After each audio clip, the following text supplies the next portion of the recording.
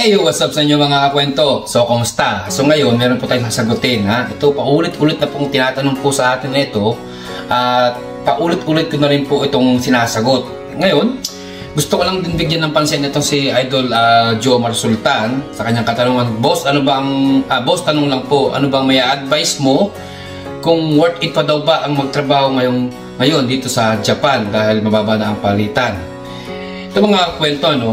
Sa tunay naman po, no, pagka tayo mag-a-apply dito sa Japan, number one po nating talagang tinatanong kung magkano ba ang sinasahod ng isang trabahador dito sa Japan.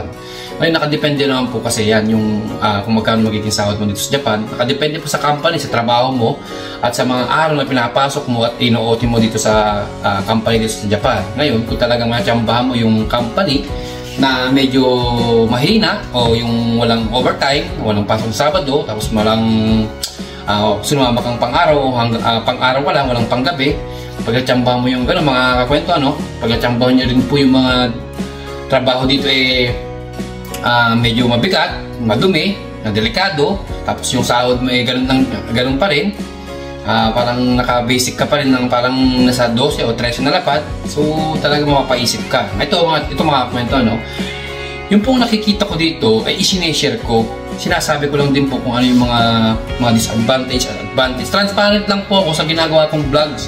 Transparent lang po ako sa mga ginagawa ko at nakikita ko sa mga kapwa ko, trainee visa or SSW, sa kanilang mga nagiging trabaho dito sa Japan. Ngayon, hindi po ako dagdag bawas sa mga sinasabi ko po sa inyo. Ngayon, ang tanong ni Sir Jomar Sultan, kung worth it pa daw ba ang magtrabaho dito sa Japan ngayong 2025? Ito mga kwento, ano? Tatanungin ko po sa inyo, kung kayo po ba ay kung kayo po ba ay high school graduate at kaya natin kumita ng 50, 60, 70,000 sa Pilipinas ng high school graduate lang po tayo. So, i-advise ko, wag na lang po kayo mag-Japan. Kasi kung high school graduate at kaya natin kumita ng 50, 60, 70,000 sa Pilipinas, so dyan na lang po kayo. Kasi, kung dito sa Japan, high school graduate ka, kaya nyo pong kumita ng ganong kalaki, ng 50, 60, 70,000. Kahit high school or arts graduate lang po tayo. Ngayon, kung kayo po ay, kagaya ng sinabi ko na, yung arts or high school graduate ay kayang kumita ng ganong kalaki sa atin sa Pilipinas, huwag na po tayong umalis, huwag na po kayo magpunta ng Japan.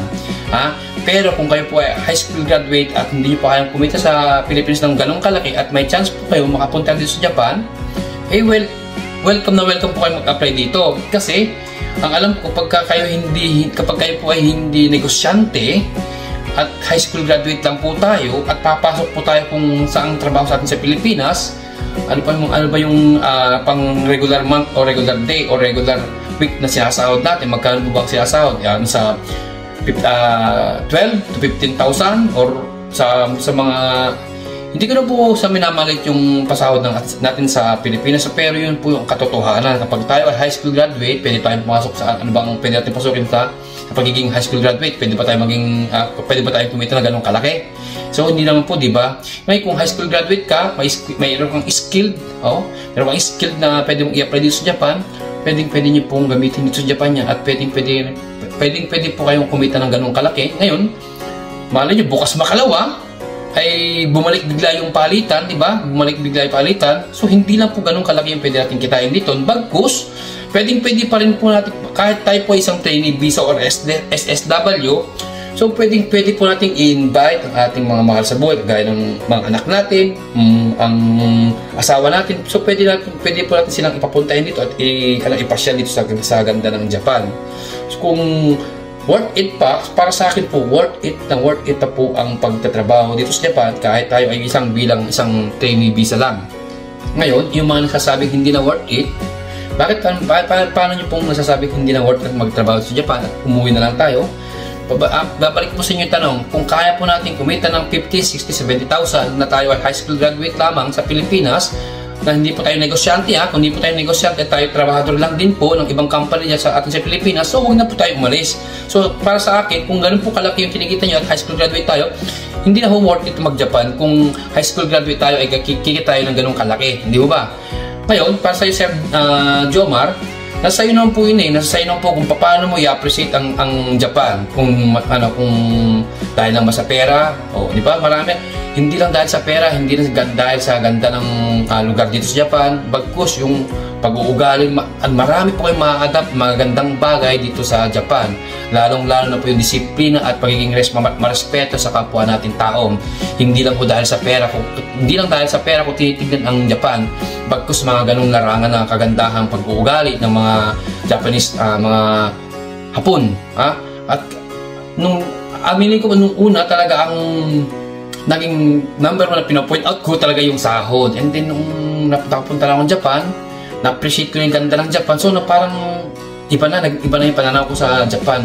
So parang mas ngayon sa akin, para sa akin lang, parang mas nangingibabaw na rin yung yung natutunan ko sa Japan, lahat ng bagay-bagay na dati ganun ako. Ngayon, parang malaki na bago sa akin ng Japan simulan ako nagtrabaho dito sa Japan. Ngayon, para sa Jomar, nakadepende po sa tao yan kung paano po nila masasabi na hindi na worth it o worth it pa ang pag-apply o pagtatrabaho dito sa Japan.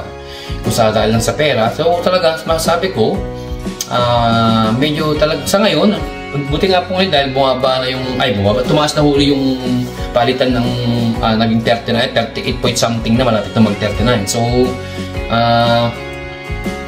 malay nyo, bukas makalawa ay bumalik na ulit sa 45, 46, 47. So ngayon, pag bumalik na ulit sa 45, 46, 47, saka na lang po tayo ulit magkakandarapan na mag-apply o makapasok dito sa bansang Japan. Ngayon kasi mababa palitan, parang yung mga ibang mga aplikante ay nawawalan na ng gana dahil nga sa baba ng palitan, lalo na pagka yung sinasabi nila na yung mag-aaral ng ilang buwan tapos maghihintay ng ilang buwan. So talagang doon po talaga ay talagang kailangan yung magtiyaga na magantay, magtiyaga talaga na sa pag-apply dito. Ang pag-apply po sa Japan, hindi ho mabilisan, talagang tiyagaan lang po. Wag po kayong talo-inip, kumbaga. Talo-inip po kayo pag kayo po ay nag-apply dito sa Japan kung kayo po ay talagang mainipin. Kasi sa Japan, mga kakwento, masabi ko talagang worth it po talaga kasi ano bang yung gagastusin natin dito sa Japan? Di ba bukod tanging yung medical lang natin, yung allowance natin sa pag-aaral ng Japanese language kasi libre naman po yung plane ticket natin, libre naman po pag-aaral ng Japanese language natin, libre naman po yung plane ticket natin papunta dito sa Japan, and then hanggang sa matapos yung kontrata, and then pag gusto mo pa bumalik bilang isang SSW na mas malaki ng konti yung ating sasahod na kada buwan. So kung gusto mo papuntahin yung mga magulang mo dito, kung gusto mo makita yung mga napapanood mo na sa TV, di ba? Marami po kayo makikita at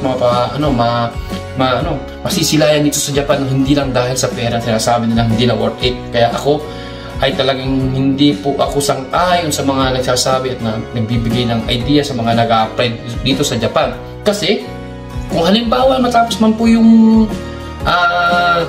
3 taon hanggang 5 taon nyo rito at ayaw nyo lang bumalik, so ang laki pong magiging bakir nyo sa experience ninyo dahil ang Japan talagang napakahirap pasukin na lalong-lalo na sa pagdating sa mga sa trabaho, lalo na sa pagdating sa trabaho. Alam ng mga magandang bansa ang Japan kung gaano kalidad ang mga trabahador, ang pumapasok ng mga trabahador dito sa Japan. Kaya pag may experience ka galing kang Japan, talagang malaki din po talaga ang magiging chance nyo. Halimbawa, tapos kayo dito sa Japan, pwede kayo mag-apply ng Canada. Kagaya ng mga senpai ko, after ng ilang taon, 5 taon na dito, nag-apply ng Australia, nag-apply ng New Zealand, nag-apply ng Canada, nag-apply ng Denmark. Nakapunta ho silang lahat doon dahil sa tulong ng Japan. Kaya po, wag nyong, para kasing ang nakikita ko parang ganun na lang ang Japan. So, maling-mali po yung mga nababalitaan natin na ganun na nagsasabi na hindi na worth it ang Japan. Pero sa akin, worth it pa po dahil ito ang alam kong tutulong sa akin sa pag-abot ko sa pangarap ko. So, kung kayo po, nakikita nyo ganun, wala pong magagawa doon. Pero ako, sinasabi ko lang po ito sila. Siyempre, nandito ako sa Japan, nakikita ko yung nangyayari dito sa Japan. So, pwede kong i-share sa inyo sa mga nagtatanong-tanong sa atin dyan kung paano nga ba ang pamumuhay dito sa Japan bilang isang trainee visa, kung worth it o di na worth it ang pag-Japan ngayong 2025. So, yun lamang po. So, paano? Hanggang sa muli. Salamat!